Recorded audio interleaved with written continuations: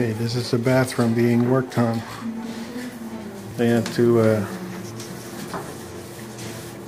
going to replace the drywall in that spot right there because it was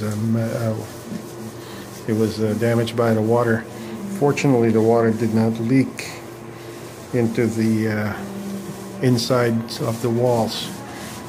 It's just the outside part.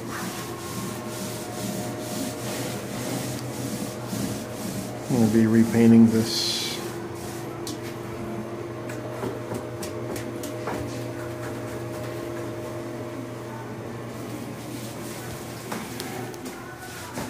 Little by little.